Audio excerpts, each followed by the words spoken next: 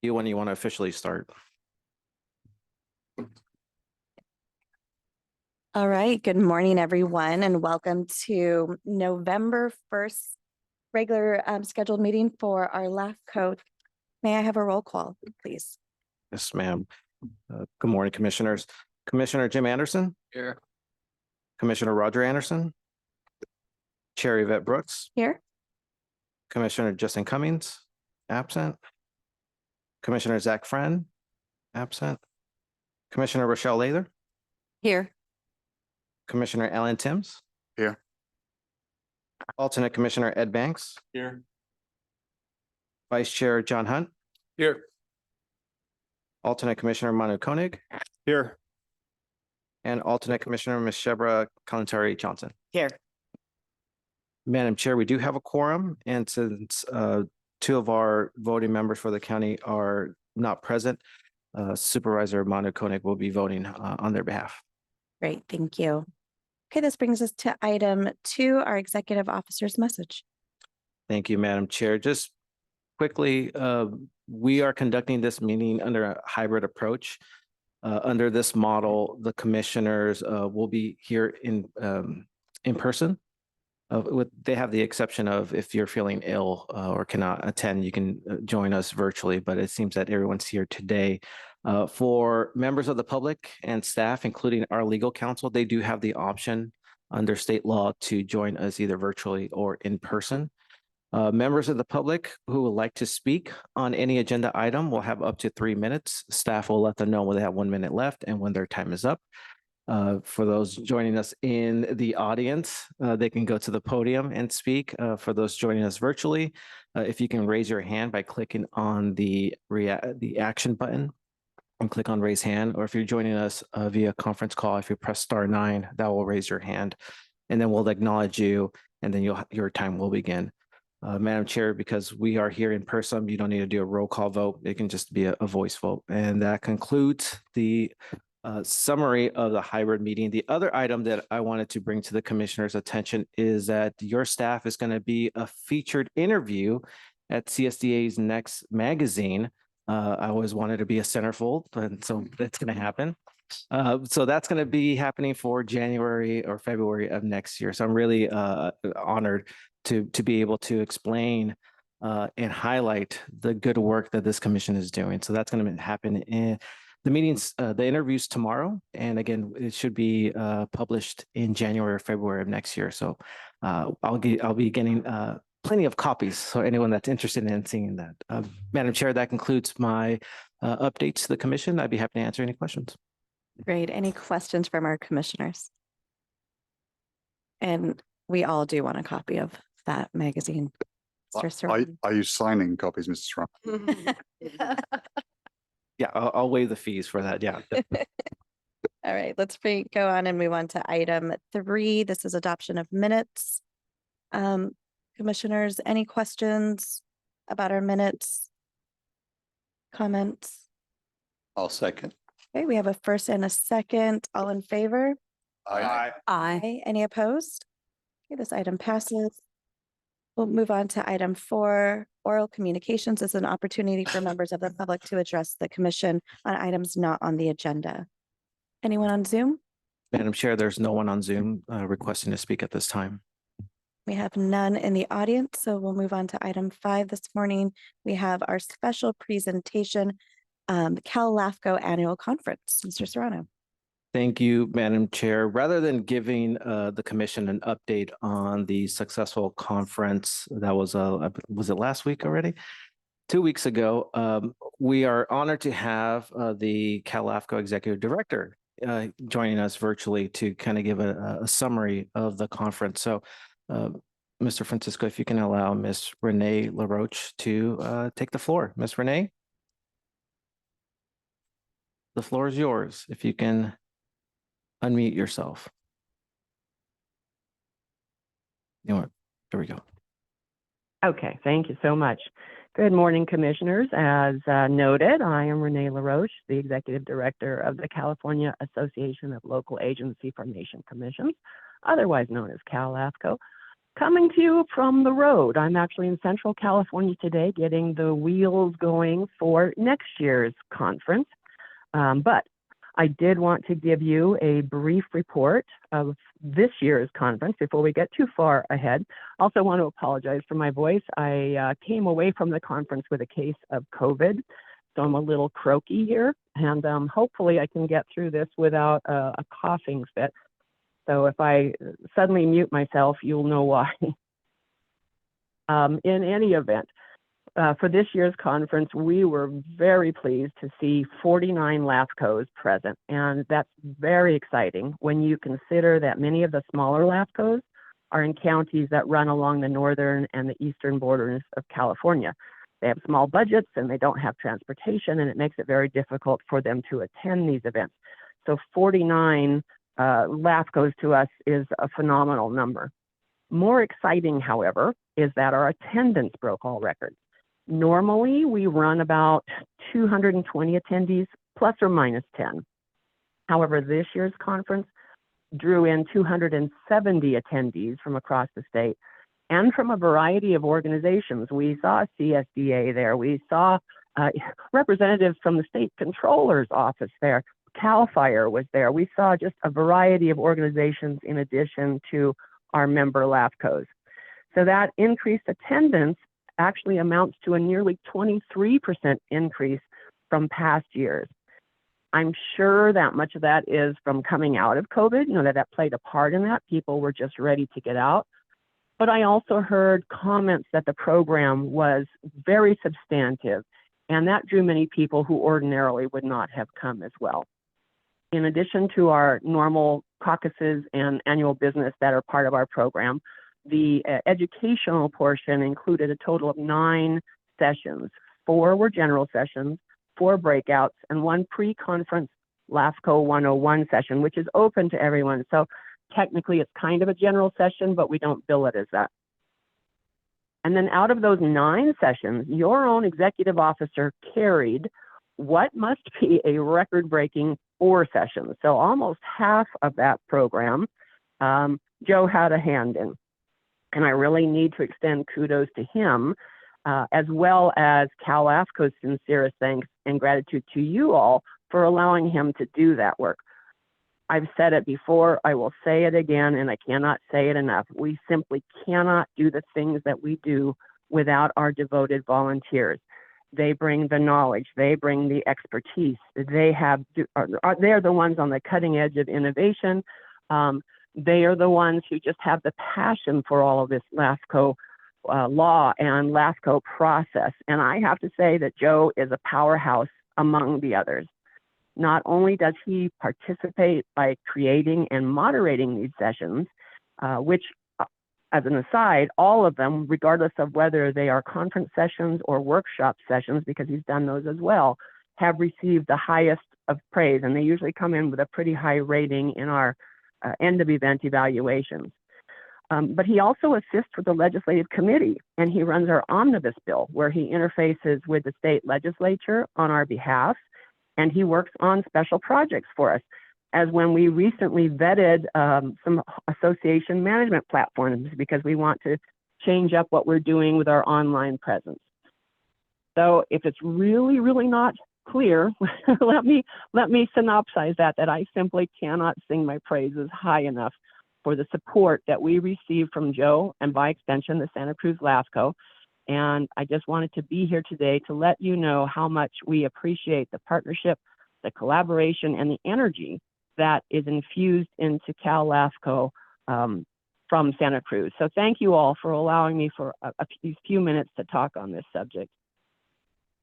Thank you, Ms. Renee. I really appreciate those comments. And that's one of the reasons why I like to kind of extend my assistance because of Ms. Renee's leadership and allowing Santa Cruz LAFCO to kind of show our perspective of how we implement LAFCO law. So I really appreciate you allowing me to provide assistance. So, Madam Chair, are there any questions for Ms. Renee before we let her go? Or comments from our commissioners, please? Thank you, Madam Chair. Not a question, but I just wanted to share that one of the things I had the pleasure of being at the annual conference, And I think one of the things I heard pretty much universally from everybody outside of Santa Cruz LAFCO that I talked to was an appreciation for Santa Cruz LAFCO itself, and particularly Mr. Serrano and the leadership and the attention to detail and the work that you do. So I just wanted to, express my, gratitude for you being here, but also just to recognize that that was something I heard from multiple other LAFCOs around the region without anything else. So it was really good to hear. So thank you. That's great. That's great to hear. Thank you. Yes. Yeah, I'd like to echo those comments. I had the opportunity to attend one day of the conference, and heard a lot from colleagues about how amazing the work that you're doing, Mr. Serrano. And I personally found your comments and your presentations really interesting, and I learned a lot and didn't realize I had to go to Monterey to learn a lot from you, but really appreciated everything that you taught me and others at that conference. Great. Thank you. Thank you. Anyone else? Okay, Renee, thank you so much for calling in today and giving us that wonderful presentation. I appreciate everything that you do, as well as Mr. Serrano. Thank you. Thank you.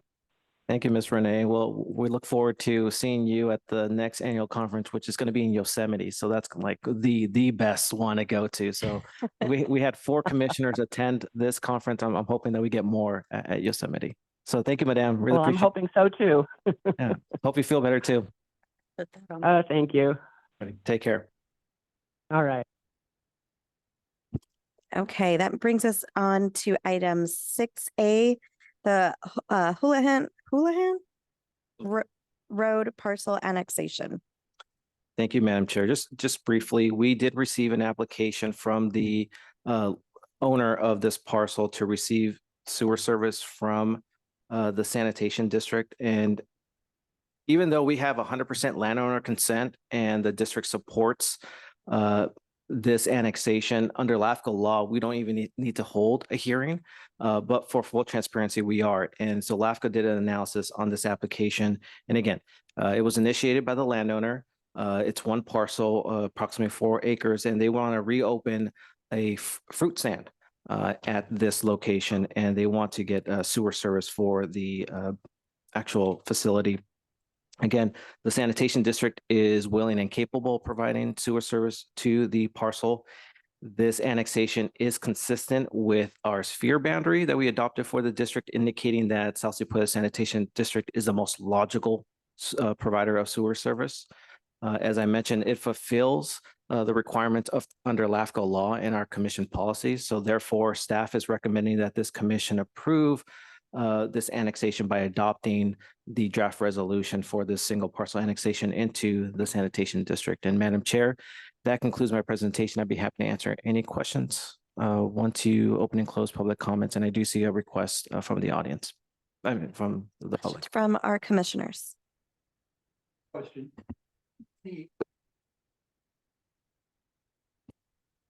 How many households in the district?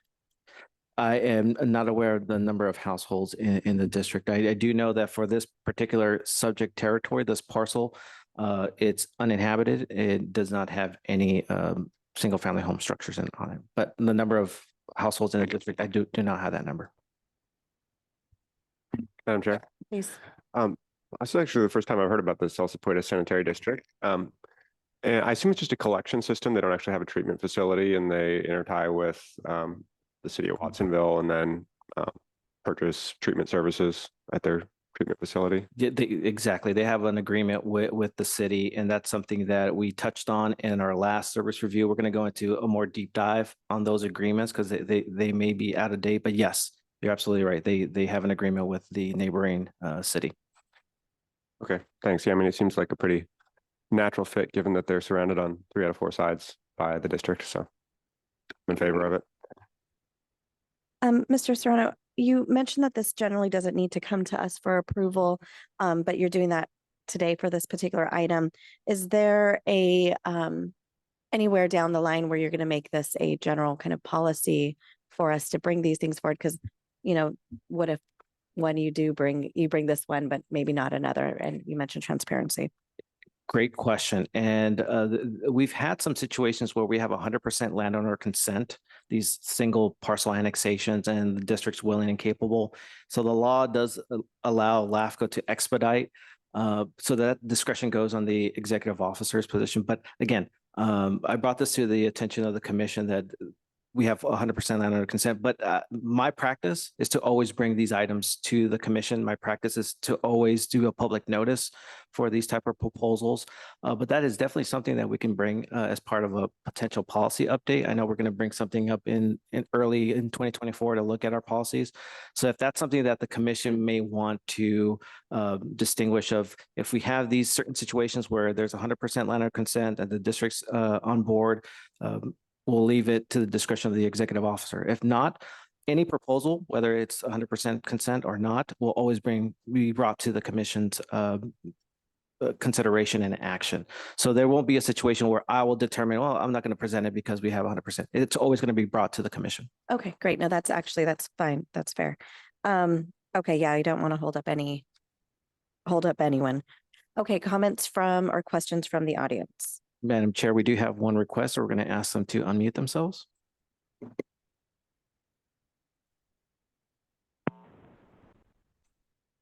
Good morning. This is Becky Steinbruner. Can you hear me? Yes, ma'am. Thank you. I have seen this parcel come up in a number of local government agencies' discussions, including it was going to be discussed by the 14th DAA, the Santa Cruz County Fairgrounds Board, in closed session last December, but was pulled because it had not been properly noticed. It has not come back on their agenda since. So I'm curious about this parcel.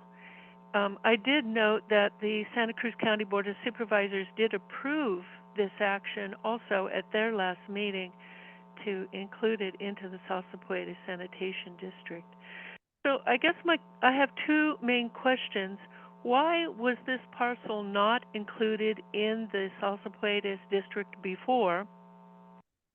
And second of all, is it part of the Santa Cruz County Housing Element Update, wherein many parcels, they're calling them areas of opportunity, this parcel would be rezoned for dense housing infill. It is within the county's jurisdiction, not within the city of Watsonville. So I'm curious, and if you can provide any information about those two matters, I would appreciate it.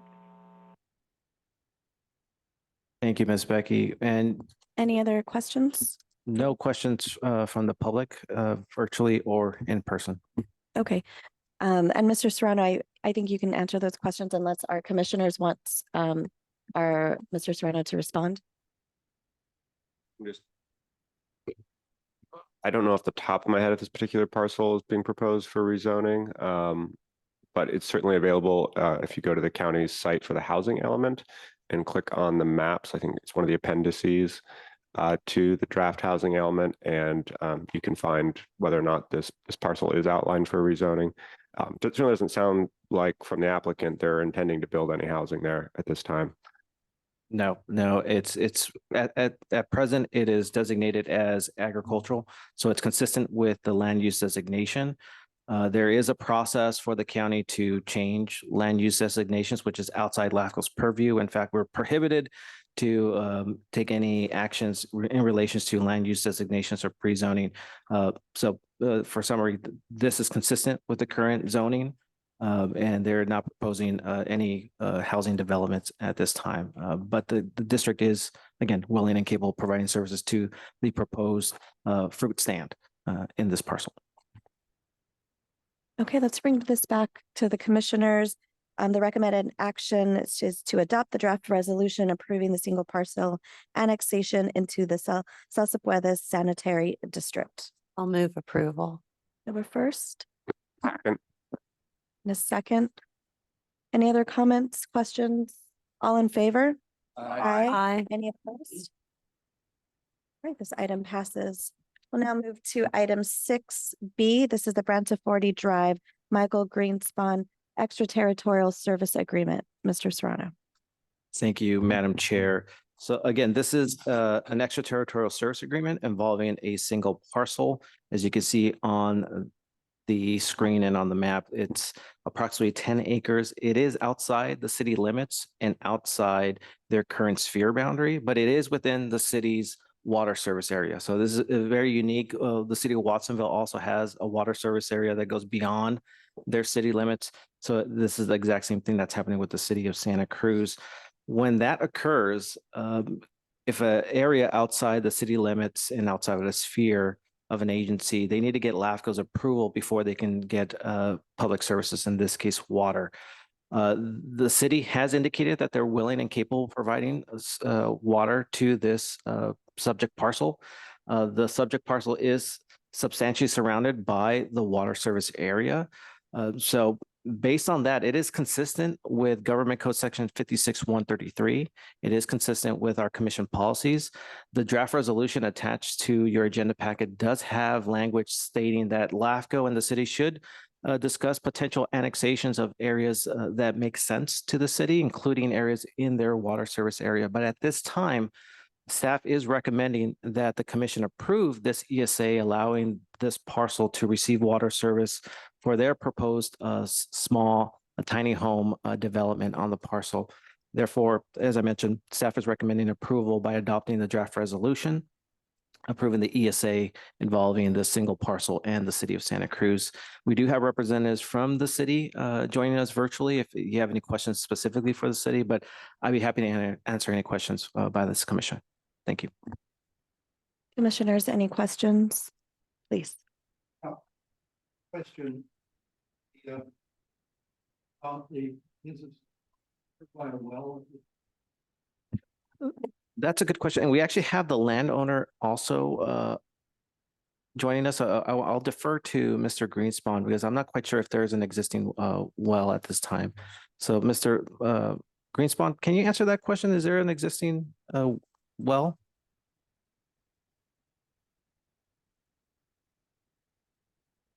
Want to click on unmute one more time? And if not, can you click on Miss Sarah? Oh, there we go. Mr. Michael? Hi, good morning. Thank you very much for considering this.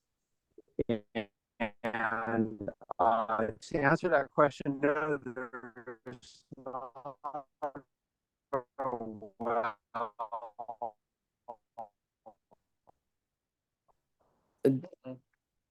Yeah, we can't hear. So, Miss Sarah, Being practical to drill one, it's very constrained. There's slopes, and it would be constrained with the septic system, and so there's no other water. The lowest impact is to use the. I'm not sure if we were able to get an answer. So, Miss Sarah, you've been unmuted. Do you know if there's an existing well at this location? There's no existing well at the location. Thank you, Miss Sarah. Miss Sarah's from the city of Santa Cruz. Any other questions? No? Okay. Any questions or comments from the audience? We do have one member of the public requesting to speak. Please. Ms. Becky.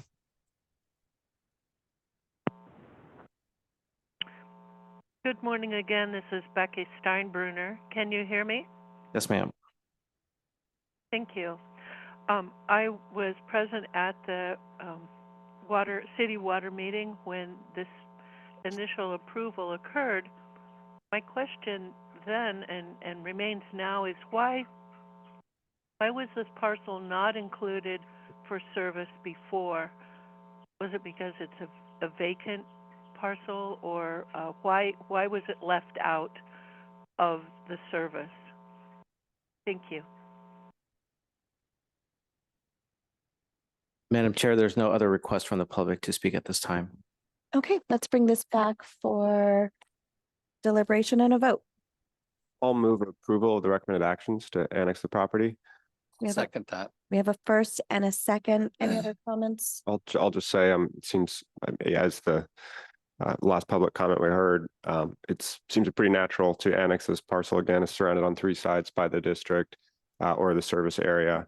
And any efforts to build housing, however small or incremental, I think we should support, especially in this case where it's not going to require extending. It can really utilize the existing infrastructure. And exactly, well, I concur with Commissioner Koenig. I can't speak on behalf of the city of why any parcels weren't in part of their city limits or water service area, but this is something that's currently outside the water service area, and they're going through the proper procedures to be well, not annexed, but added to the city's water service area for services, or water services. So this is a great opportunity for, again, to address any housing situations, but also the fact that the city's willing and capable. That's why staff is recommending approval. Leave it at that. Okay, we have one more comment or And so will question. they be served by a septic system or the city sewer, you know? I'm not sure if it's already being served by the Santa Cruz Sanitation District or if it's on a septic well. I want to say that it is part of the sanitation district, but I would need to confirm. Okay. Okay, we have a first and a second. All in favor? Aye. Any opposed? This item passes. Thank you to our callers this morning as well for calling in. All right, this brings us to item 7A, our multi-year work program update. I'll turn this over to. Thank you very much. Thank you. Thank you, Mr. Greenspan. And Madam Chair, I'm actually going to defer to our analyst to give staff's presentation. Thank you, Executive Officer. Good morning, Chair Brooks, LAFCO commissioners, and members of the public. I'm here today to present on the following 3 items. If members of the commission or the public have questions on the following activities, feel free to reach out to LAFCO staff or refer to the agenda, which is located on our website. We'll begin with item 7A, the multi-year work program. For 2024, the commission is scheduled to consider a total of 7 reports, evaluating 15 local agencies, starting with the city of Santa Cruz in January and culminating with the review of the sanitation districts in November. Please note that 2024 is the last year of a 5-year work plan cycle originally approved by the commission in 2019, which means that towards the conclusion of 2024, this commission will have to consider a new 5-year work program. Chair, this is an action item and staff is recommending that the commission approve the scheduled projects and reports for the 2024 calendar year. And if LAFCO staff is happy to answer any clarifying questions the commission may have. All right, we have a question here. I mean, I'm interested. Likely.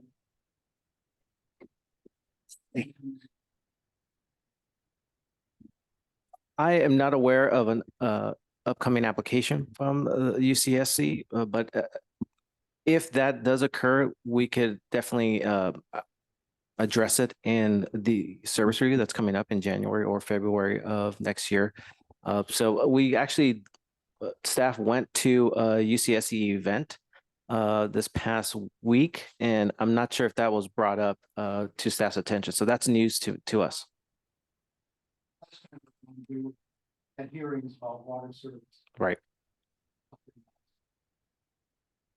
Yes, so one section in the upcoming service review will be opportunities and potential changes of organization. So that can definitely be addressed in the upcoming report. Okay, any other questions? Any from the audience? Madam Chair, there's no request at this time. Okay, we'll bring this back. This item does require an action to approve the projects. I motion to approve the recommended action. We have a I'll first second. and a second. Turn my mic on, yeah. We have a second as well. Okay. Any other comments? All in favor? Aye. Aye. Aye. Any opposed? Okay, this item passes. We'll move on to 7B. This is a LAFCO meeting schedule for the 2024 calendar year. Thank you, Chair. The commission will consider the proposed 2024 meeting schedule, which will consist of 7 regular meetings scheduled for the first Wednesday of each month, with the exception of January and February, which the executive officer will, in a minute, provide you an update with. And in July and December, when we usually go dark. I will now turn it over to our executive director so he can expand a little bit on some last minute updates that we have regarding our January and February 2024 meetings. Thank you, Mr. Francisco. So we proposed dates for every month of 2024 with the exclusion of July and December. Since the publication of the staff report, we got confirmation from the county that we were able to reserve the chambers for all the dates except January, February. Someone already beat us to it. So the commission has options to consider this morning. Option 1 is we move the proposed January and February dates to the only available date at 9 a.m. in January and February, which is January 8th, a Monday. At 9 a.m. and February 5th, again, a Monday at 9 a.m. If this doesn't appeal to the commission, option 2 is that we keep the 2 dates that we've proposed, but we have it at another location, maybe at the City of Santa Cruz chambers or in Watsonville or in the district, something for us to entertain. If that is not an option, then option 3 is that we cancel either January and or February and then implement options 1 or 2. So that is something that we need to discuss today, but staff is recommending that we approve the other dates, have the meetings here in the chambers and consider what we do for the January and February meetings. And Madam Chair, that concludes our presentation. We'd be happy to answer any questions. Commissioners, questions? Mr. Hunt? I'd just like to comment that I'm generally in favor of holding meetings in Watsonville, South County when possible and convenient. Have you actually checked with them to see if they're available? That would be something that staff would need to check. This is something that we just heard what's today? We heard it on Monday. So this is fresh news. So we are currently trying to, pivot. So that would be something if the commission wants to entertain, we will then reach out to the City of Watsonville. I'm sure Paco can pull some strings and make it happen, but we would need to speak with the city and bring it back to the commission. Any other questions, please? I would say we're probably available in Scotts Valley to host if that becomes an option. And with the exception of my birthday, which is the 8th of January, all the other, any of the options are fine for me. Okay, we'll take this to the audience, people on Zoom. There's no request from the audience at this time. Okay, commissioners. I think any time is fine with me, except that. Oh, my goodness.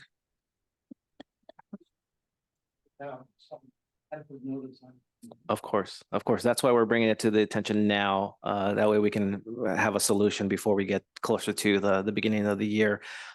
Since we have 2 upcoming January birthdays, we can have a LAFCO meeting / birthday party. There you go. Yeah.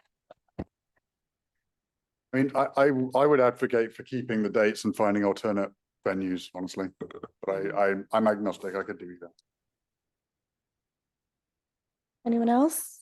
Mondays work for me, so I don't. This is a hard decision, very hard decision. When are you bringing it back? Because we don't have a meeting until January. Right? Yeah, so great question. So that's something that we would correspond via email if the commissioners want to keep the dates but have a meeting location, then staff will figure out a location that works and then we'll send it to the commissions on your calendar and send an email. So we'll do correspondence. We won't have a special meeting. Once you give staff direction, then we'll go from there. Okay. How does it sound that we keep the January 10th meeting and you let us know about a potential other location and then we can discuss February at that point? Perfect. How does that sound? Everyone okay with that? Okay. Any motion? So moved that we adopt the recommended meeting schedule and ask staff to propose a rotating series of locations for our meetings. We have a first. I'll second. and a second. All in favor? Aye. Any opposed? Okay, this item passes. We'll move on to 7C, our comprehensive quarterly report. Great, thank you, Chair. First item to report of regarding the comprehensive quarterly report is regarding our active applications as of September 30th, 2023. Santa Cruz LAFCO has 3 active applications. 2, in the comprehensive quarterly report, the commission will find a list and summary of the 3 active professional service agreements that staff is currently managing. I'm sorry, that was 2. 3, we want to inform the commission that as of September 30th, 2023, LAFCO has expended 26% of estimated costs and ended the quarter with approximately $560,000 in reserves. And finally, between the months of July and September of 2023, LAFCO staff attended and participated in a total of 31 meetings, which included the fun that we had at the CALAFCO annual conference. Chair, this concludes my report. This is an informational item only and does not require commission action. LAFCO staff is happy to answer any clarifying questions that the commission may have. Thank you. Any questions from our commissioners? Any from the audience? We do have one request. Ms. Becky, you've been asked to be unmuted.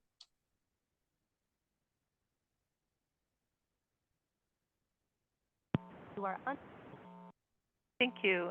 Let me clarify, are we talking about item 7C? We are. Yes, ma'am.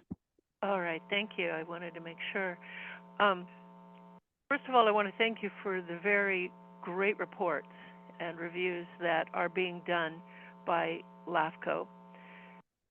Regarding the professional services agreement, I'm curious why the AP Triton feasibility study has not yet been released for the reorganization of the fire districts. I'm very, very interested in that, and I know that many rural residents like myself that are going to potentially be affected by it would like to see that report as soon as possible, but I see that it is not going to come out until next spring. So I do know that the county fire fire master plan that was being done in conjunction with this AP Triton feasibility study was fast-tracked, and that was already approved and put out. So I'm curious why this particular study is not out yet. I also see that while Don Jarvis is still on as a consultant for fire issues, Ms. Perrette Harmon is not, and I remember that she was approved by your commission to assist with some expected consolidations in water matters, but she's not listed here. So I wonder if you can please clarify that. I believe that's all. Thank you very much. Thank you, Madam Chair. There's no other requests at this time, and I'm happy to answer those questions that the member of the public had. Okay, commissioners, is that okay with all of you? Okay, please. Very quickly, Ms. Steinbrenner is correct. The county also hired AP Triton to complete their master plan, which is still being finalized. So it hasn't been published or been finalized. AP Triton was hired by LAFCO to complete this feasibility study to determine the financial impact if areas are annexed from the fire district sphere. How does that affect CSA 48, which is managed by the county? So we wanted to know what the financial income is for the affected fire districts and for CSA 48. Now, a lot of the data points that are going to be used for the feasibility study are tied to the analysis done in the master plan. So again, AP Triton's working with the county to finalize those numbers. So we cannot finalize the LAFCO feasibility study until that report is finalized. So that's the reason why there's a delay. And as much as I would like to see this report conducted as soon as possible, it's going to be a very significant report. So we want to make sure that the data is accurate. We want to make sure that everything has been addressed. So when we present this feasibility study, there is no issues from the county or the affected agencies about the data and its accuracy. So that's why it's taking more time, because AP Tri needs to finalize the master plan. Once they do that, they can finalize LAFCO's feasibility study. The other question about Ms. Parrott Harmon, which this commission did hire her as a water consultant. The reason why she's not identified in the quarterly report is because we haven't been using her services as yet. There's no water-related applications on file or discussions at this time about annexations or reorganizations or consolidations. So that's why she wasn't identified. In the report, we only identified the active professional service agreements. And that's, again, the reason why she's not identified. So Madam Chair, those are the quick responses to her questions. Thank you, Mr. Serrano. We'll bring this back if there's no other comments or questions. This item does not require any action. Okay, so we'll move on to item 8. This is written correspondence for October. Madam Chair, just quickly, we received, or this commission received an award for not having any claims in workers' comp. So Francisco and I do our best not to get injured. But so this commission has been awarded for our consecutive years of safety. The other item is we were informed by the state controller's office about inactive districts. We were anticipating the reclamation district number 2049 to be identified as an inactive district, but it wasn't. Staff had a meeting with representatives from the state controller's office, and the fact that the district, while it has no staff, only one board member, no website, no physical location, they actually have a fund balance of around $30,000-$40,000. And because there's a balance, it's considered active. So what can we do? The district did adopt a resolution last year for dissolution. They submitted applications, but since then they went from 3 board members to 1. All the other property owners within the district have sold their land to Pajaro Valley Water as part of their reclamation project, the drainage project that they're working on. That's going to be, it's currently in construction and may be in operation by 2025. So we can't move forward with their application. So staff is going to be working with PV Water and the legal counsel for the reclamation district to see what is a potential option. And we may bring this back to the commission for us, Santa Cruz LAFCO, to initiate the dissolution on behalf of the district. It'll take more time, but again, since it's inactive, minus that fund balance caveat, we may move forward with dissolution by commission action. Madam Chair, that concludes my quick summary on these 2 items. It's an informational item, so no action is required. Great, thank you. Any questions? Any questions from the audience? We do have a question from members of the public. Ms. Becky, you've been asked to be unmuted. Thank you. This is Becky Steinbruner. Can you hear me? Yes, ma'am. Thank you. So what will happen to the $30,000 to $40,000 once the district is dissolved? Thank you. Thank you, Ms. Becky. As part of any change of organization, in this case, if it is dissolved, the successor agency, in this case, PV Water, will assume all assets and liabilities, all revenues and expenditures. So the 40,000 may be transferred over to PV Water. Again, LAFCO staff has created a kind of a stakeholder group with PV Water reps and the legal counsel of the reclamation district. We're also talking about potentially refunding the existing funds to the landowners as an option. Again, that's something that, as part of the terms and conditions, we're going to work closely with the 2 affected agencies to determine what do we do with that fund balance. But that could be something that's going to be addressed in the resolution when we do cross that bridge. Thank you, Mr. Serrano. Any other comments or questions before we move forward? Okay, this brings us to item 9, press articles during the months of September and October. Madam Chair, there's no staff recommendation. This is just a typical or a periodic identification of articles that may be of your interest. Thank you. And we'll move to item 10. This is Commissioner's business to comment briefly on any issues not listed on today's agenda. Commissioners, did you all have a lovely Halloween? Okay. Then finally, we get to item 11, our adjournment. This brings, the next meeting is scheduled for Wednesday, January 10th at 9 a.m. Location to be determined. Thank you, everyone. Have a great morning. Thank you, Madam Chair.